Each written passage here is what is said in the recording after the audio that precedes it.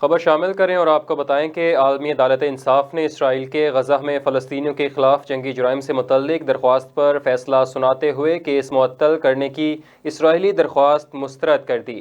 جنوبی افریقہ نے اسرائیل کے خلاف غزہ میں فلسطینیوں کی نسل کشی اور بطور ریاست جنگی جرائم کا ذمہ دار ٹھہراتے ہوئے عالمی عدالت انصاف میں مقدمہ دائر کیا تھا۔ عالمی عدالت انصاف نے فیصلے میں کہا کہ اسرائیل نے غزہ میں بڑے پیمانے پر آپریشن کیا۔ غزہ میں انسانی المیہ جنم لے رہا ہے۔ اسرائیلی حملوں کے نتیجے میں بڑے پیمانے پر شہریوں کی اموات ہوئیں۔ اقوام متحدہ کے کئی اداروں نے اسرائیلی حملوں کے خلاف قراردادیں پیش کی ہیں۔ غزہ میں اسرائیلی حملوں کے نتیجے میں انسانی جانوں کے ضیاع پر تشویش ہے۔